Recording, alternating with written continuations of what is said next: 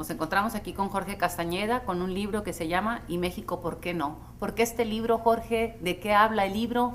¿Y qué es lo que nos revelas en este pues, pasaje? Bueno, Tatiana, el subtítulo que no alcanzó a ser colocado en la portada es Los monopolios sí muerden. Los monopolios sí muerden. Sí, ¿Por muerden. qué muerden los monopolios? Por eso hay un perro ahí en la portada.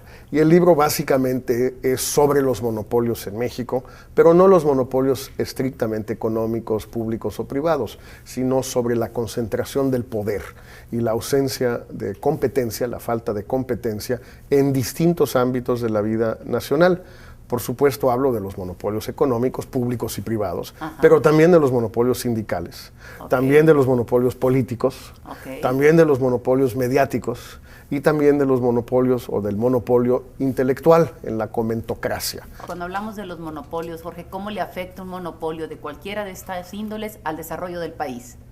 Bueno, lo que más conocemos, porque es algo ya muy estudiado en el mundo entero, son los monopolios en la esfera económica. Insisto, públicos o privados. Desde ese punto de vista es exactamente lo mismo, por decir algo, Pemex que Walmart. Da lo mismo. ¿Cómo afectan? Pues en primer lugar, porque la falta de competencia hace que los precios suelan ser más altos, que la calidad suela ser menor, que el consumidor resulte ser el más perjudicado y que la concentración del poder que una empresa o un individuo, hablando por el momento solo de los económicos, pueda tener en un mercado es tal que puede llegar efectivamente a capturar, como se dice, al Estado. A ver, Jorge, estamos hablando de monopolios tanto públicos como privados. ¿Existe esta situación en el aire o donde muchas veces la gente cree que el monopolio, cuando pasa a ser privado, o lo que era un monopolio público que pasa a ser privado, el problema se acaba? ¿Por qué no se acaba? No se acaba porque la falta de competencia, por ejemplo, en la exploración y explotación de hidrocarburos o en la generación de electricidad, Pemex y CFE, es tan nociva para el país como lo que muchos consideramos, no desde un punto de vista técnico, pero en los hechos, como la falta de competencia en muchos ámbitos: telecomunicaciones, construcción, cemento, acero, tortilla, pan, banca, podemos seguir. O sea, no todos los conocemos, y en particular aquí en Monterrey, pues los conocen ustedes muy bien. ¿Qué hacer para romper estos monopolios o qué es la propuesta? ¿O el libro hace un análisis de los monopolios, propone algo o hace el análisis propiamente, Jorge? Bueno, hay elementos de propuesta, porque el libro arranca con la toma de posesión de Felipe Calderón hace ya 2 años y medio, se esperaba, porque lo había anunciado, porque su partido tenía esos antecedentes, que habría una serie de acciones antimonopólicas muy vigorosas al arranque, y no sucedieron. La primera que no sucedió, y la contamos con cierto detalle, es la famosa tercera cadena de televisión. El veto de Televisa y de Azteca, que se había mantenido durante todo el sexenio de Fox, se perpetuó, se prolongó en el sexenio de Calderón. No hay tercera cadena abierta y nacional en México. Por ejemplo, se esperaba que sí se hiciera eso y no se hizo. ¿Cuál es la solución al problema del monopolio mediático en México? Permitir Y entonces, Jorge, ¿tú la crees? tercera cadena. Han pasado 2 años y medio, estamos a punto de caminar hacia el tercero, o estamos caminando sobre el tercero. ¿Tú le ves que esto pueda caminar en este sexenio o no? Lo veo cada día más difícil, Tatiana, por una sencilla razón, que el presidente, cualquier presidente de la República, sobre todo a partir de las elecciones de medio periodo, pues va viendo declinar su poder. Esa es la ley de la vida y de la política mexicana, y si no pudo hacer esto a principios de su sexenio, pues creo que tampoco lo va a poder hacer después. Pero no pierdo la esperanza que, por ejemplo, en otros ámbitos, bueno, el ámbito de Pemex, se trató por la vía del Congreso, pero no quiso Calderón llevar el asunto al país y tratar de lograr que se permitiera el referéndum para cambiar la Constitución y luego ir tal cual a hacer campaña con el país a pedir la inversión privada, nacional y extranjera, minoritaria en Pemex, y poner a Pemex, bursatilizar a Pemex en la bolsa de Nueva York como Petrobras, que no nos inventen que eso solo, no, como Petrobras, para que esté sujeto a Pemex a las reglas de la Bolsa de Nueva York, de transparencia,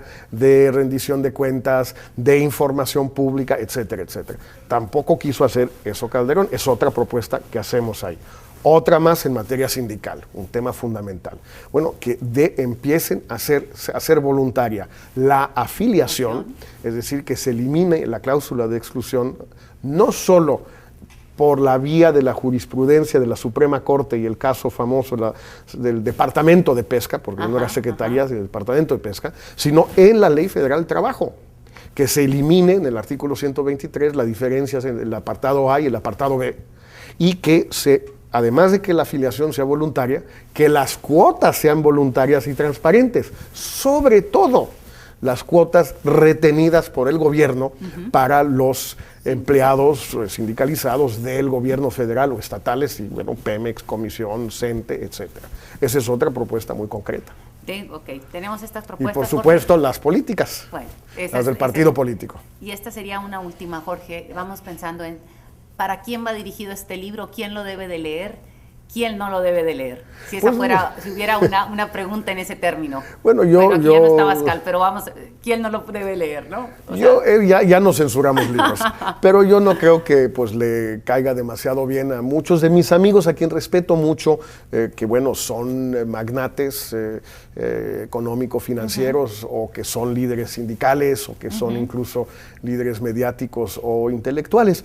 No es en cierto sentido para ellos, aunque hacemos un esfuerzo, Manuel Rodríguez y yo en el libro, de no singularizar o personalizar el asunto. Porque no es así, ¿no? Porque no es así, o sea, incluso insistimos como personas como queridos amigos como Lorenzo Zambrano, Lorenzo Servitje, Carlos Slim, Elbester Gordillo, no es el problema, no son ellos. Si mañana ya no están ellos y están otros, es lo mismo.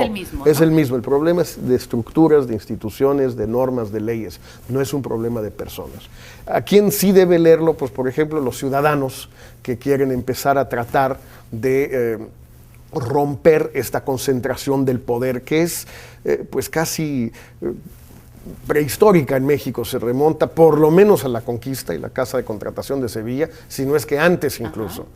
Que lean cómo las candidaturas independientes pueden romper el monopolio que tienen los partidos, cómo los cambios legislativos en materia sindical pueden romper el monopolio de los sindicatos, cómo la inversión privada en Pemex puede romper el monopolio de los hidrocarburos, etcétera, etcétera, etcétera. Que estos son temas que están todos juntos.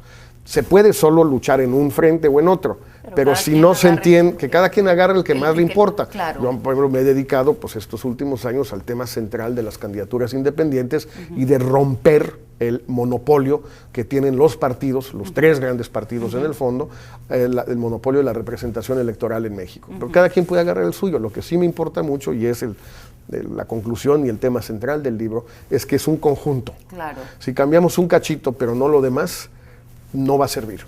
Bueno, pues yo sí me atrevo a hacer una recomendación. Yo sí me atrevo a decir que toda aquella persona que realmente quiera a su país, lo lea, ¿no? Gracias, ¿sí? Tatiana. Bueno, pues Jorge, muchísimas gracias.